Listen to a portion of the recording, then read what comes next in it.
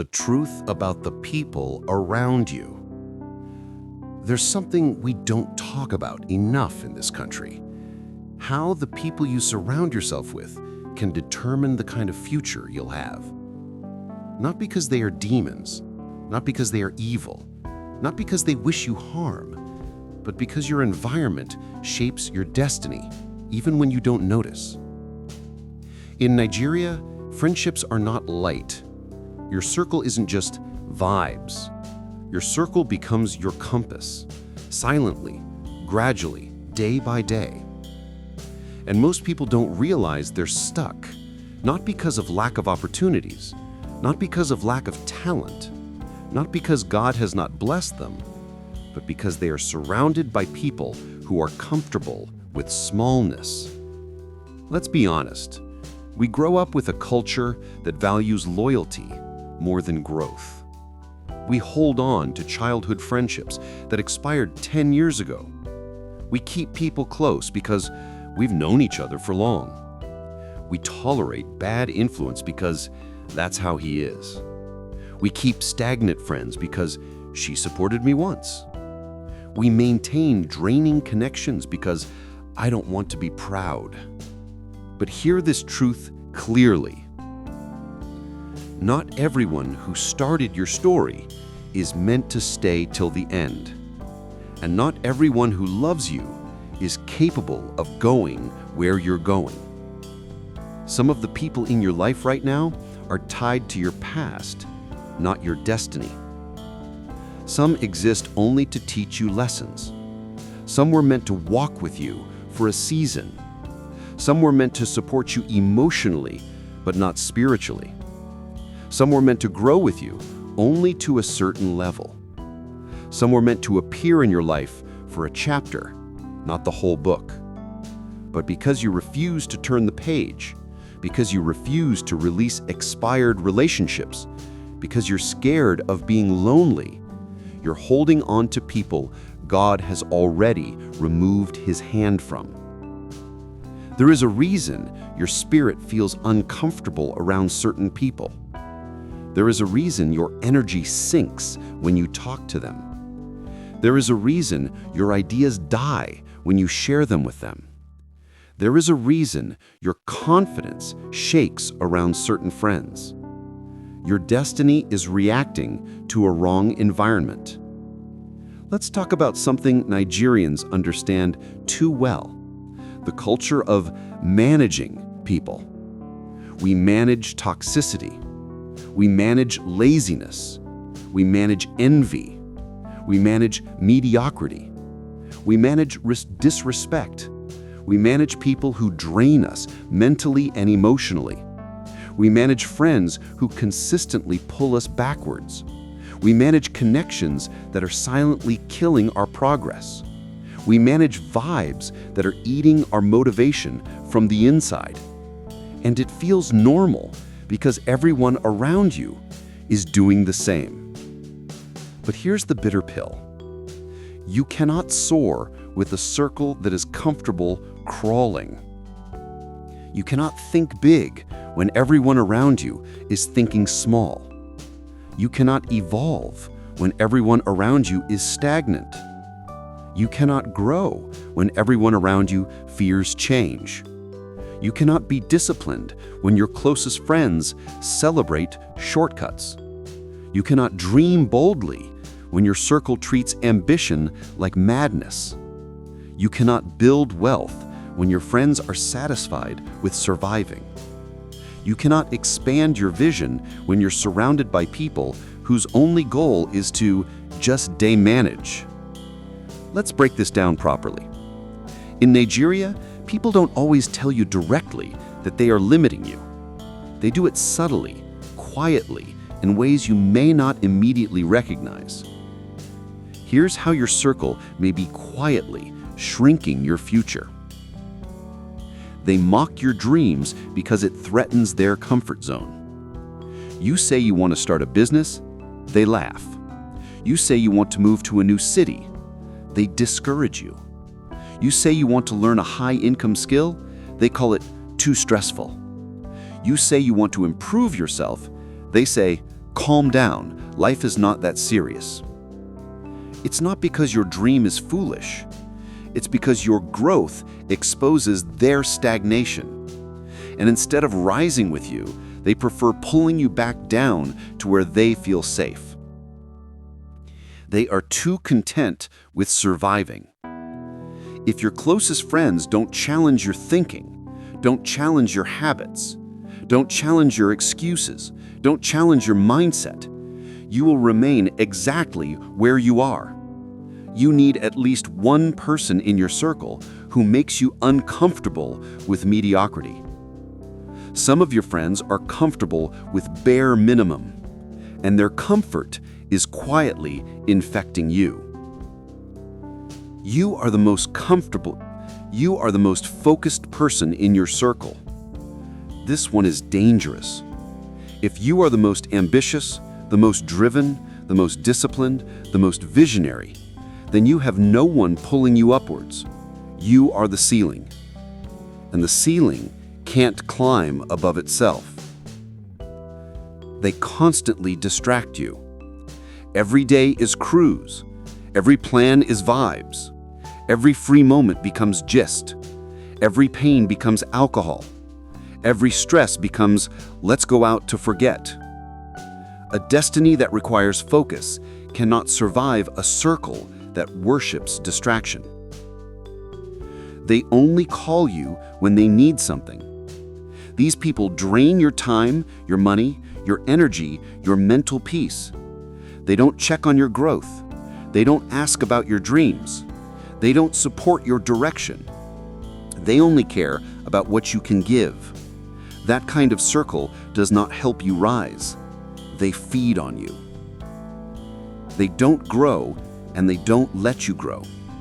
Some people don't even need to bring you down. They simply refuse to grow.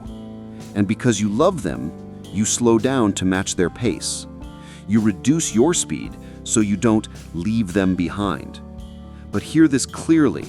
You cannot shrink yourself to make others comfortable and expect destiny to respect you. God does not elevate people who refuse to move. They are in silent competition with you. This one hurts. Not everyone clapping for you is happy for you. Some people are smiling while secretly hoping you fail. Some friends celebrate your success publicly, but get angry privately. You think it's love, but deep down it's envy wrapped in familiarity. They carry a negative, defeated mindset. Nothing day work in this country. Bro, calm down, it's not that serious. Forget dream, just find money. Guy, hustle is scam. Everyone is just trying to survive. Life no balance. Omo, I don't give up. These words may sound harmless, but over time, they shape your thinking. You become what your circle repeatedly says. Your mind is your destiny's engine, and a negative environment produces a negative destiny. The hardest truth. Some of the people you love will never align with the life you're trying to build. And it's not pride. It's not wickedness. It's not becoming too big. It's simply growth. Some people belong in your heart, not in your future. Some people belong in your memories, not in your destiny. Some people belong in your past, not in your journey ahead. And if you don't learn to release them, you will never experience the greatness that God designed for you. You need a circle that stretches you, a circle that challenges you, a circle that inspires you, a circle that forces you to evolve. Because the truth is simple. If you want to rise, your environment must rise with you. Your circle is either pushing you forward or holding you back. There is no middle ground. And if you keep holding on to the wrong people for emotional comfort, you will lose the destiny that requires spiritual courage. Painful psychology of outgrowing people and why God allows it. Outgrowing people is one of the most emotionally painful parts of becoming great, because it feels like betrayal. It feels like abandonment. It feels like you're pushing people away. It feels like you're changing too fast, and it feels like you're losing more than you're gaining. But hear this clearly. Growth will always cost you relationships, and stagnation will also cost you relationships. Choose your price. Let's break down the psychology behind this.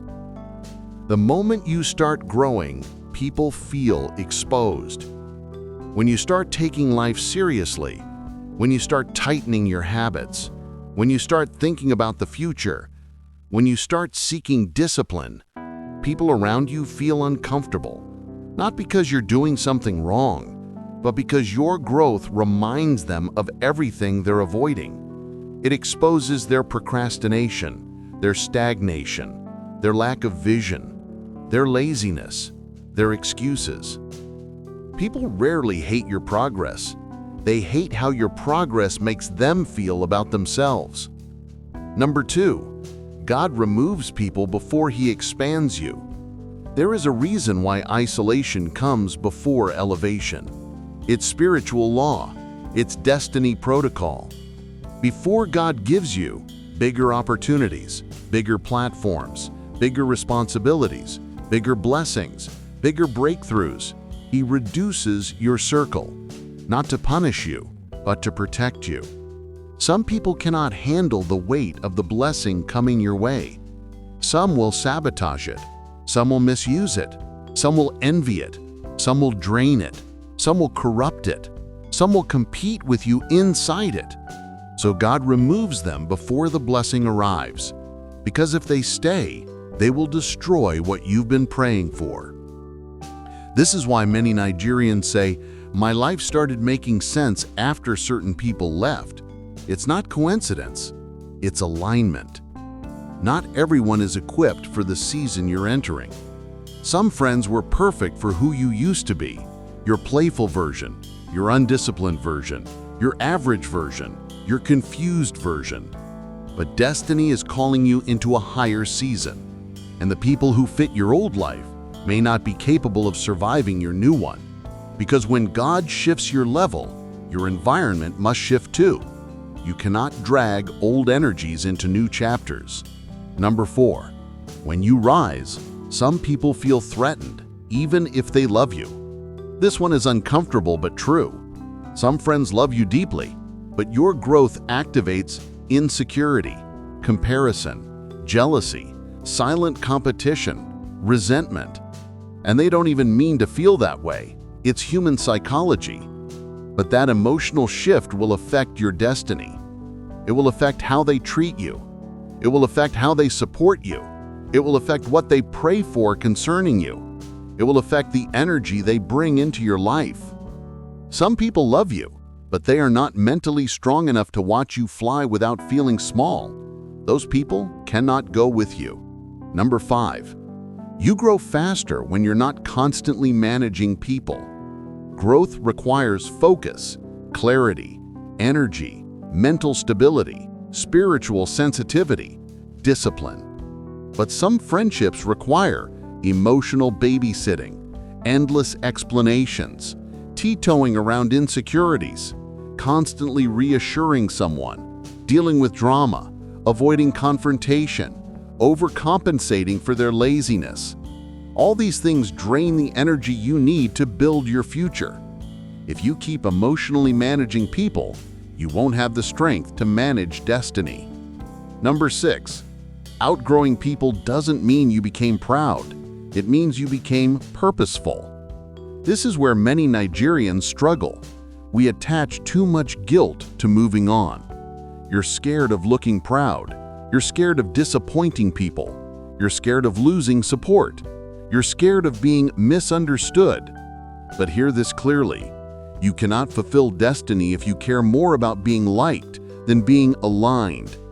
Purpose requires difficult decisions. Growth requires shedding weight. Greatness requires separation.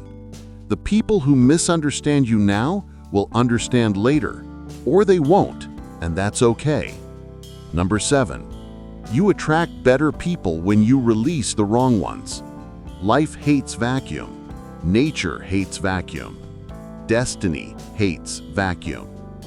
When you release people who no longer align with your journey, God replaces them with the people who do. Suddenly you begin to attract mentors, accountability partners, high achievers, visionaries, spiritual anchors, destiny helpers, people who speak life into your future, people who believe in your potential, people who stretch your capacity, people who correct you with love, people who help you unlock greatness. But these people cannot enter your life as long as your space is filled with the wrong ones. Space must be cleared for new seasons to begin. Number 8. Outgrowing people is not rejection, it's repositioning. Stop seeing it as loss. Start seeing it as transition. God is not taking people away from you.